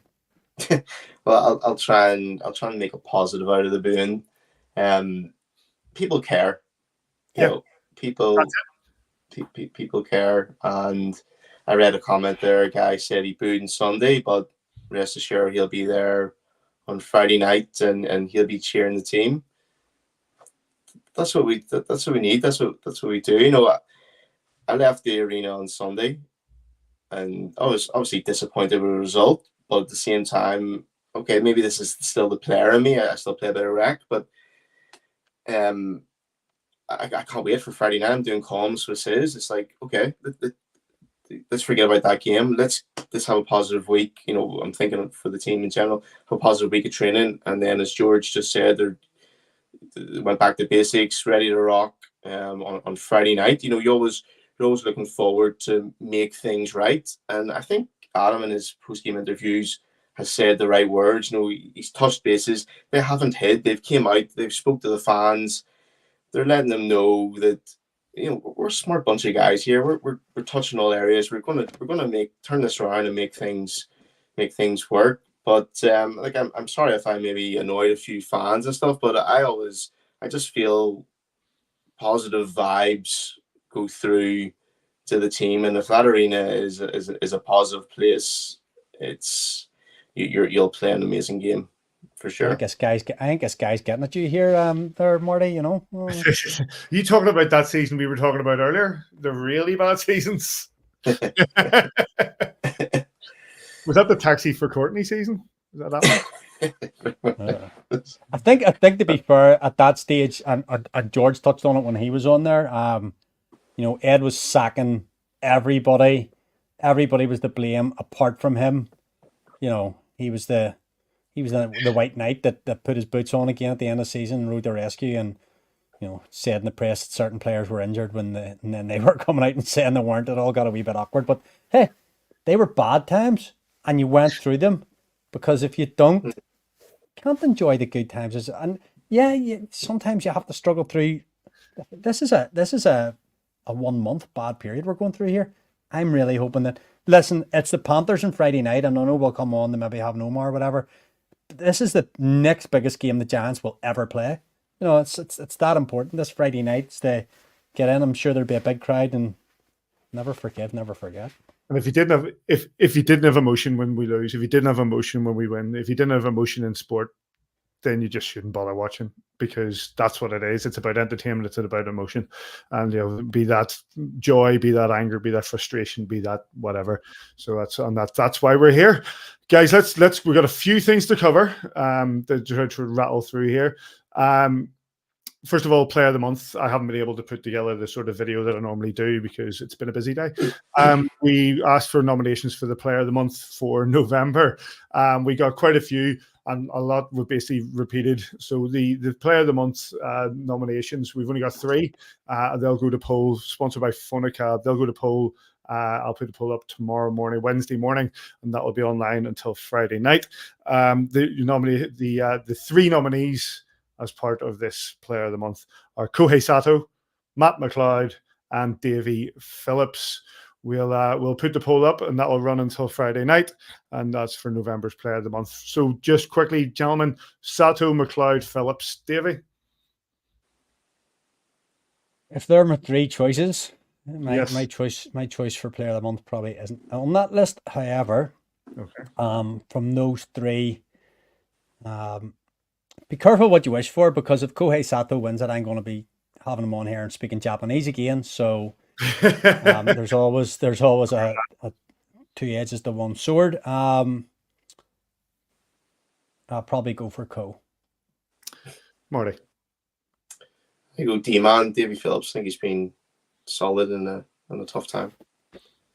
And I'm going to round it out. Matt McLeod for me. I think he's been great. The speed, the passion, the ability. I think Kohei Sato's been excellent the last couple of weeks as well. But for me, my vote will be Matt McLeod. Like I say, the big thanks to Phonicab for sponsoring us. View from the Bridge Player of the Month award. A repeated apology to Kieran Long for not getting it presented properly, but he's on there.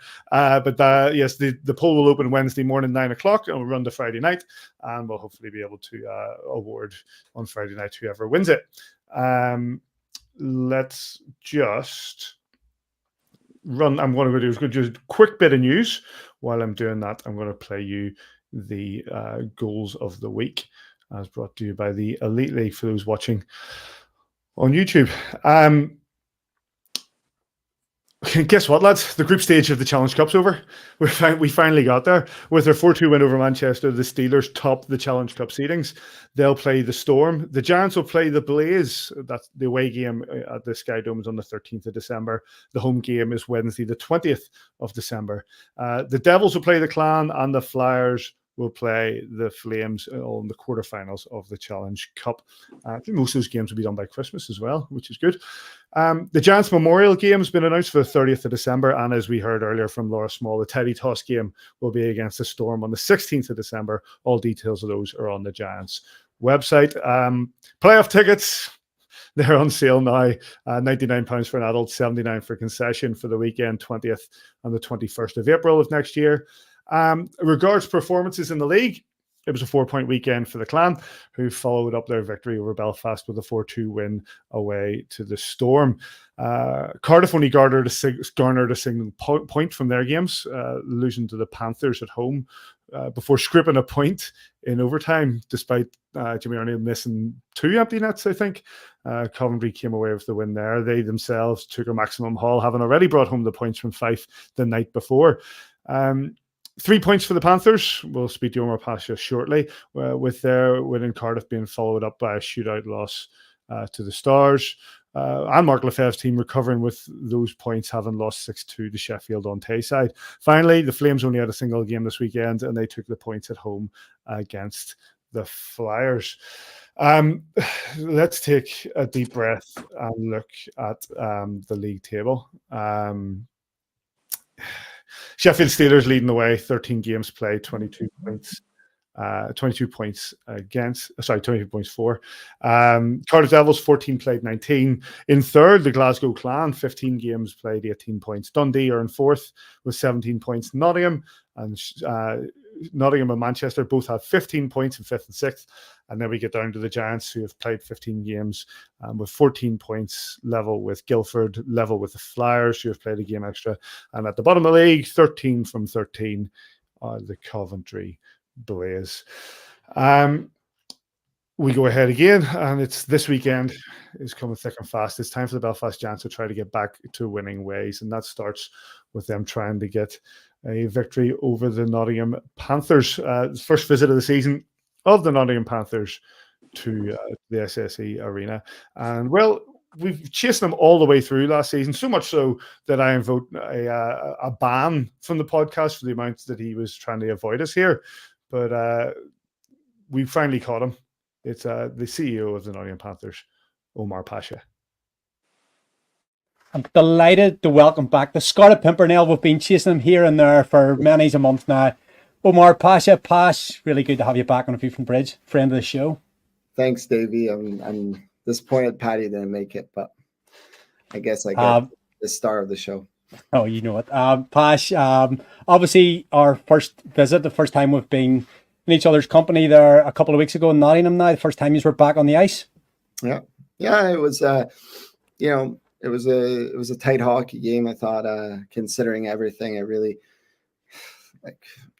everybody knows about the tragedy. So it was the first game back, and I liked the effort of our group, and, it was a tight game. It was a 1-goal hockey game till the empty net situation for the 2 goals, but which was unique. But no, it was, I felt, it would have been great to get the win, but overall I was pleased with the effort and the first game back and within a month, and, and everything the players went through. So, you guys deserve the points, and hopefully that changes Friday.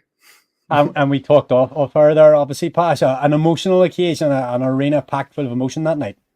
Yeah, it was. The memorial was emotional.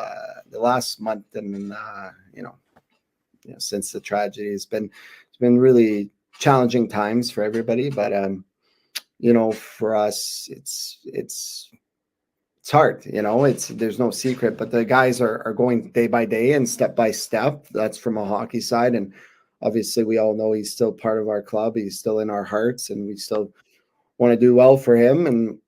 But it's look, at the end of the day, the guys took a good step forward that game, and looking back on last weekend, we got 3 out of 4 points. So and it's not something that we gloss over or we leave behind, but we do move on, and you go on with games, and it's been an okay restart for the Panthers.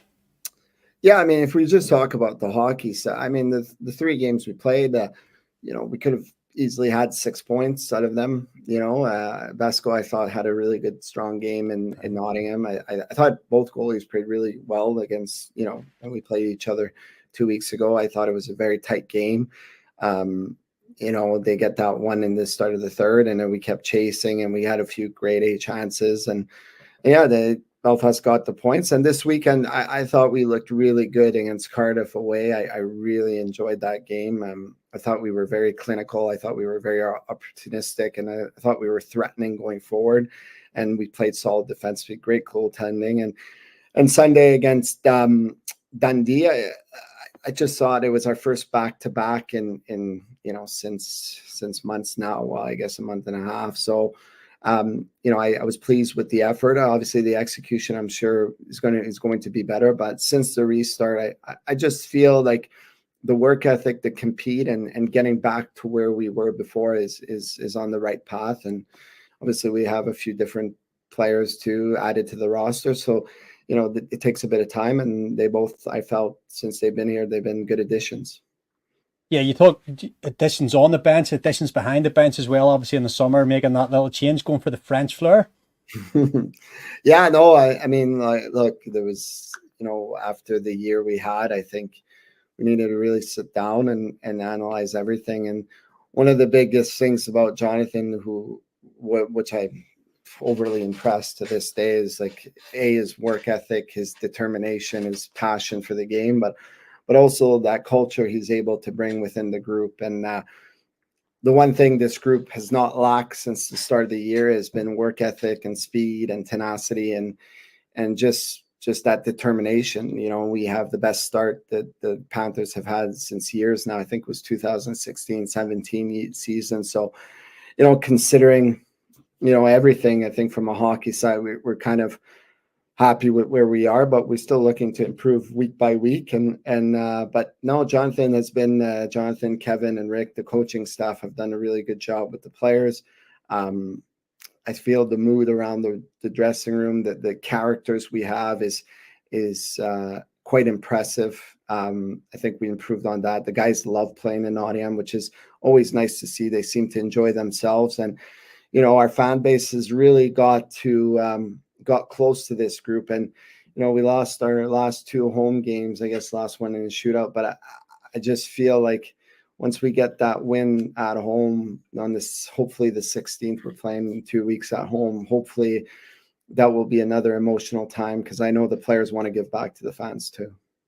And I know you mentioned at the start there being so disappointed about Paddy not being here, but he did send a question in saying, how do you feel this is a bit of unknown territory for Pash, having a team above the Giants in the league standings for once?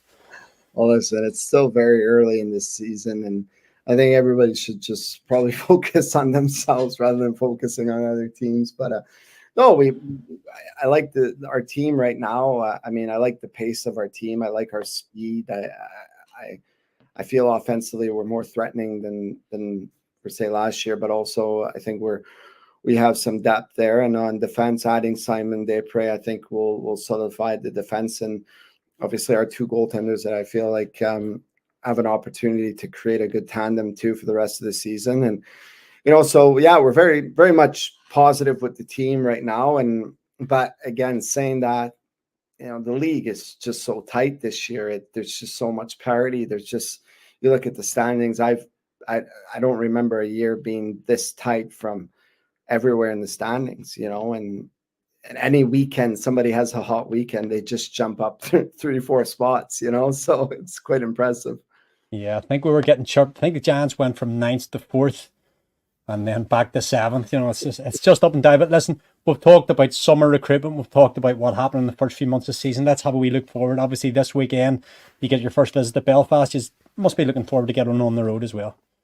Yeah, I think it's their first experience, I guess, in Belfast for the players. And I think it'll be a good way to see, them at home, but also, we knew we were able to play with them last week, and now after another week of practice, and that's the standard of this league. You guys won the 3 trophies last year, so if we want to create some noise in the league, which that's kind of our goal and our ambitions, we do have to have a good performance, and for us, I think it's the continual improvement that we're looking for on the team. And I felt, since the restart, we've taken, the first step was against you guys. The second step last week, I feel it was a big step forward, and hopefully we can now have another step forward, against you guys. And, like I said off the air, I think you guys, we faced you after last week. It was a few losses, now again, a few losses. So we know that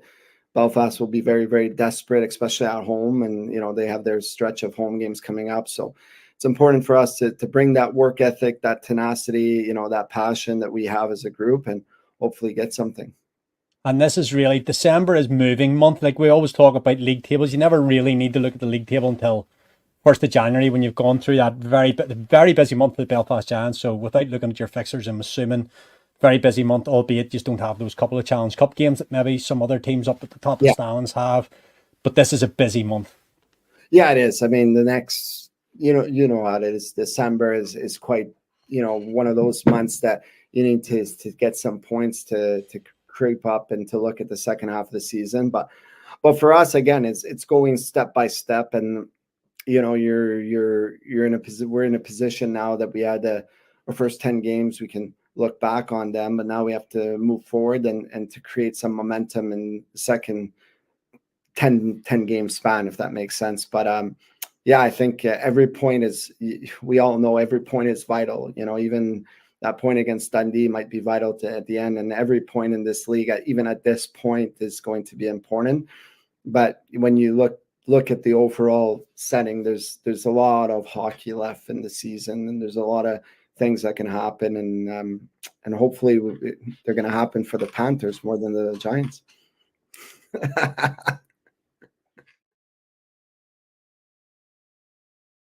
The Scarlet Pimpernel. There he is. I missed you too, Pash. It's good to see Pash, Davy. Yeah, listen, a lot of adversity faced by Pash, obviously, in the last couple of months, without going into any great detail on it. But, he's acquitted himself absolutely superbly. He's been a friend for a very long time. It's lovely to have him back on the show. Here. That game against Nottingham Panthers is on Friday at 7 p.m. at the SSE Arena. If you're not down there, you can join Simon Kitchen and our very own, that way, Gareth Martin on commentary for that game. Then the chance get back on that plane. They fly over to the Skydome to face the Coventry Blaze. Second visit of the season to the Skydome, and to join us this week to chat about it. I had a chat with him earlier.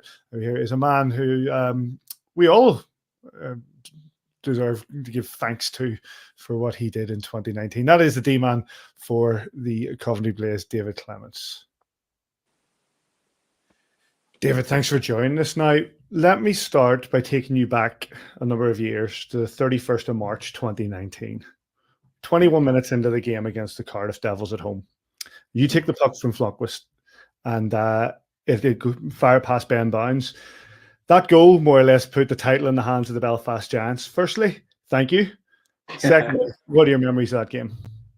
Oh, well, I just remember the game before. Obviously, we just, clinched 8th place, beating Manchester, and then we came in with a chance, to win against Cardiff and just gain some good momentum going into playoffs. We knew what was at stake. Obviously, we kind of decided as a team what do we want here.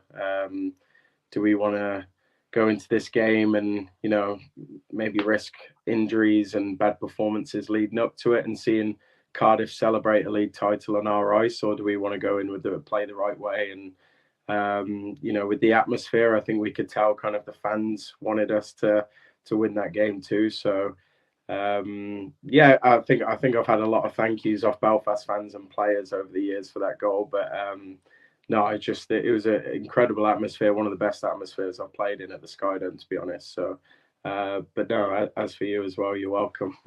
Yeah, it's an opportunity I'm not going to pass. I always remember that goal. I always remember that game that night. It was quite the night. But listen, let's bring you all the way back to the present. Firstly, you're more or less a one club man when it comes to the Elite League. You've been with the Coventry Blaze junior wise. You came back after time in North America, and apart from playing in the Premier League with Milton Keynes, you're more or less been with the Coventry Blaze. How's that organisation changed in the time you've been there? Oh, I think first of all, Ross Venus is one of my best friends, and he's been with them obviously years before I was there, and they went through a bit of a struggle other than winning that that playoff title with Chuck there. But since Stewie's come in, it has been a huge change within off ice and on the ice too.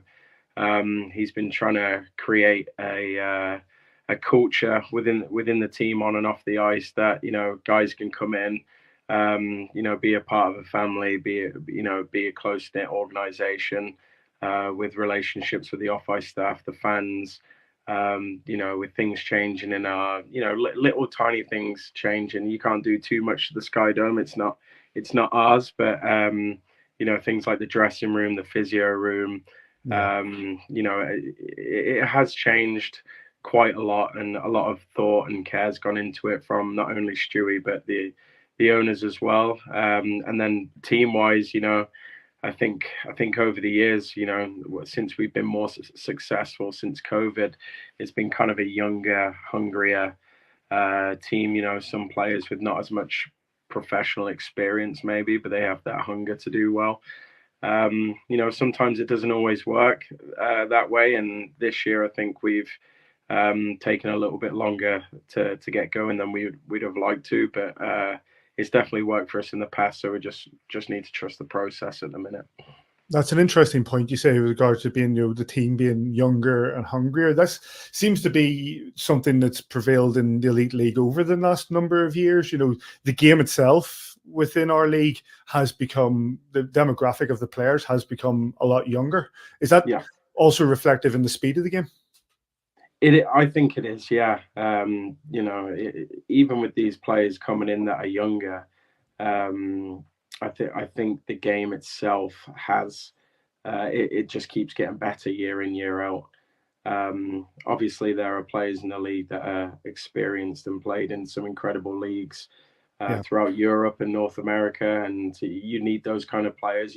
For us, we've got Christo, who's been here, there, and everywhere, and he brings a lot of experience. And we have some older guys like Kukali on the back end, and I guess myself now, 29. But then these younger guys come in and see these older guys and how they are, and set the example, and they just kind of fold straight in. So I do think it is important to have these younger kids coming through who obviously are doing amazing wherever they are in college, or they must be at some great programs over there, and that must keep improving year in, year out. But yeah, definitely the standard of the league and the players coming in gets better every year. You came through, in your years, you came through, as I said, the Coventry Blaze system under 16s, but then you made that jump to North America for your own development and for the, it is, I guess, there's maybe a part of you that feels it's disappointed that sort of experience can't be gained at home in England, no doubt. But what did moving to North America, playing the game out there, what did that bring to what the player you are now? I mean, first and foremost, obviously, when I went at 14, at the Blaze Academy, I was practicing maybe maximum 2 hours a week, and playing 12 to 15 games a season. Sometimes playing up for a team, above, the age group above, maybe 20 games a season. So going over there, I was on the ice every day of the week, playing 2-3 games a week as well. So hockey wise, it just, they have, weight room programs put in place for you. Our PE class was going on the ice. These, and this is no disrespect at all to the, academies across the country, because without them, they wouldn't be able to run. But a lot of these coaches in North America, and those teams have way more experience and knowledge of the game, and that's just how it is. They've grown up with the game. They've been coaching for a long time, and again, this is no disrespect, but when I was growing up, it was parents that were coaching us, and again, without them, we wouldn't be able to play. But at the same time, it's they may have been around the game for a year or two. So just getting that experience over there from coaches and being on the ice more. But again, it just being at that school that I was, the most important thing that I think I got out of it is that I matured a lot earlier as a person, and being away from home. So just the whole experience in general just made me a better person, I think, and on and off the ice. How does it, young lad from Coventry, fit into life in Saskatchewan? Well, we weren't allowed to leave the school, thank God. But no, there wasn't a lot going on there if you did get to leave. But the cold winters were definitely a shock. Let's bring it back to the Coventry Blaze right now. Obviously, you're coming off the back of a great weekend, 2 great victories, both on the road and coming back into your place against the Cardiff Devils just this last weekend. Defensively, you sort of stepped it up, and you've got Taran Cozen, obviously formerly of the Cardiff Devils, behind you. How is that sort of setup going between yourselves? Well, we needed those points throughout the weekend.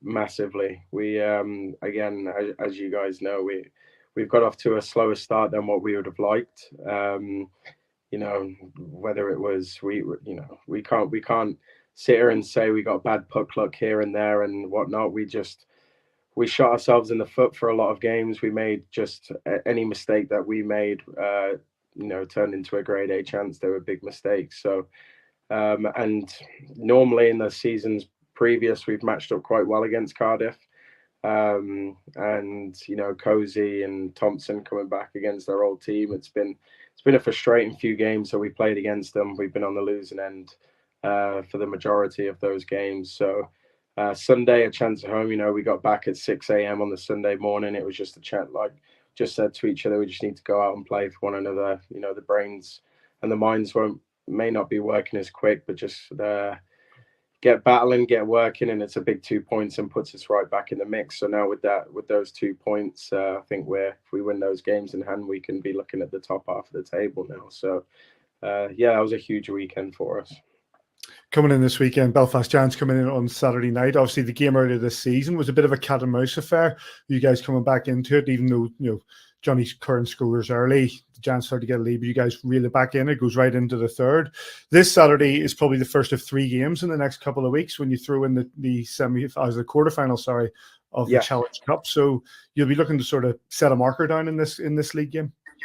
Yeah, no, definitely. And any time you play against Belfast and these top teams, it's points that you can't rely on all season and trying to keep up with the bottom half and middle of the table. If you want to try and progress in this league, you need to beat the top teams. So those Cardiff, Belfast, Sheffield, Nottingham, those teams, those are points, especially at home, that you need to be trying to take. And we know that Belfast are in a little bit of a slump right now, but we know what a great team they are. We know what Keith has done over there for many years now, so it's not a game that we can take lightly at all. But like you said, it's a game where we can try and gain 2 more points in the league, but maybe set some sort of standard in the tone for our quarterfinal in the Challenge Cup as well. Finally, mate, what are your goals this season? When you come into the season, you obviously have, as a team, you're looking for the best that you can achieve. But when you go into a season like this, what are you looking to achieve from it, personally? Well, this is my 9th year here now and yet to win a trophy. So first and foremost, I think it's just to get my hands on some silverware, being from here and being here for a long time. I think that's definitely the biggest thing on my list. And then obviously just missed out narrowly on the GB team as well. So that's something I'd like to get back into, being in the top division, and the Olympic qualifiers coming up as well. So that if I can get back in there, I think those are the 2 biggest personal milestones for me this year. A big thanks to David Clemens for his time. That game, that game is in Coventry on Saturday night, 7 p.m. at the Skydome. And if you're not making the trip over to that, you will get that on Blaze TV with Ed and Stu. 2 big games to try to get back on the horse, Marty. Yeah, 100%. Davy more or less said in the chat there, 4-point weekend has to be. We've got all the right ingredients to do it. Boys have been prepping, everything's set in place. Why not? Let's go do it. It has to happen now. We're big run into Christmas, plenty of games after Christmas as well. So I think we're in the right frame of mind to do it. The game against Coventry on Saturday as well is a big one, because we've got those 2 quarterfinal games on the Wednesday, the 13th of December, and Wednesday, the 20th of December. So it'll be a big marker for that. So like I said, those games Friday, Giants against Panthers at home, SSE Arena, 7 p.m. If you're not making it down, Giants TV with Sis and Marty, and then over Blaze against Giants, 7 p.m. in the Skydome. And if you're not making it, Blaze TV with Ed and Stu. Any other business, boys? I'm going to start with a shout out from Tim Ben on Twitter. He will just give a shout out because Saturday the game in Coventry will be his stepson Arthur's first game at the Belfast Giants. So hopefully the boys will be able to take 2 points home back to Belfast, and that Arthur and yourself enjoy the match. So yeah, nice one, Tim. Come down, say hello, Tim. Come down, say hello. I'm intending to be there. I met 2 lovely Coventry Blaze fans the last time I was up there. Came down and says, "Hey, Davey, yeah." And he says, we'll never miss a podcast. We'll sit down together every week and watch it. So all that tells me is that they don't have a TV. So, but it was really nice to meet them. One bit of AOB that I have. Now, I would normally only give somebody a shout out for their birthday if it's their actual birthday. So don't listen to this until tomorrow, and then it'll be your birthday. So happy birthday to Gareth McVeigh. It's been a hell of a year, 18 months for those guys. So big happy birthday from all us here at AVFTB. Happy birthday. Have you look at the don't have the hookup? No, I don't have the soundboard hooked up tonight. I was a bit of a rush tonight. But yeah, anything for yourself, Marty? Just for our neutral listeners and the viewers, looking at the league table, and obviously a quick discussion with you guys. This is a healthy league table. Look at Coventry at the bottom. Look at Sheffield at the top. Look how much teams are condensed in the middle there by 3 points. Yep. I mean, for British ice hockey, it's a positive right now. Obviously, we're Belfast Giants podcast. We focus on the Giants, but I'm just kind of looking at the broader scale of things, and a lot of competition throughout the league, and it is enjoyable. It is, and that's exactly the show of it. That's why we're part of it. That's why we enjoy it. Like, there's always the discussion. I'm just briefly before we wrap things up here, because I know it's getting near 11. But there's always a discussion about, oh, isn't it wonderful? We've got parity. We've got parity in the league. We've got all fans want parity in the league. They want to be able to. That's nonsense, to be fair. Like, I want to win every single game and win the league by 20 odd points. I want to batter everybody in every single game and be stronger than everybody. Nobody wants parity for their own team. Everybody wants their own team to win by a country mile. But when you're not doing that, then it does get entertaining when you do enjoy the entertainment of parity as it is. So, at this moment in time, the Sheffield Steelers have the consistency. They have the consistency, but then that's what you need if you want to win a title. They've got solid defensive. They're solid defensively. We heard last week from Dave Grants about the idea that Tansey and Sossaman are a bit like Munn and Bollybrook. They've got and they're showing a consistency. Can they hold that consistency? Let's see. Because if the Giants can get on a run, if the Giants can turn things around, the Giants can get bodies back, they'll be there or thereabouts, in my opinion. That was all. And I'll see you guys at Christmas, hopefully. Absolutely. Let's hope so. Big thanks. We'll wrap it up there. Big thanks to George Awada, David Clemens, Omar Pasha, and of course, the wonderful Laura Small. The big thanks to you, Marty, for stepping in. Big shout out to Sis. He's doing some very important work tonight.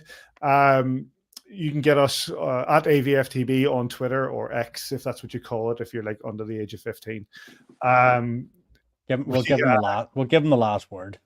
Big thanks to Darren Hitchson. Win or lose, always a great show. Thanks for the work you put into it. Listen, mate, we enjoy this game. We enjoy this team. We enjoy doing this because this is just talking hockey with two good mates and have the joy of such an alliance type comment, that isn't it? Just doesn't matter if you went in and just sit in the fence. It's all good. But we get to sit and chat hockey, and win or lose, you get to chat hockey with two good friends, and that's what it's all about for us. We just enjoy the game, enjoy what we have, enjoy the emotion and what it is. You can get at AVFTB on Twitter, you can get us Facebook, Instagram, you can get us kingdomofthegiants.com. You can get us on all your podcast providers and on YouTube and all that sort of stuff. Send us an email, podcast@kingdomofthegiants.com. 2 games, Friday against the Panthers at home, Saturday against the Blaze away. Get them on Giants TV. If you're not getting down to the SSE Arena, get them on Blaze TV if you're not making the trip over. David, Gareth, thank you very much for your time. Big thanks to everybody who's got involved and sent so many comments. Keep the feedback coming, guys. We always love to see it. And wherever you are this weekend, we hope you enjoy your hockey. We'll catch you here next time on A View from the Bridge.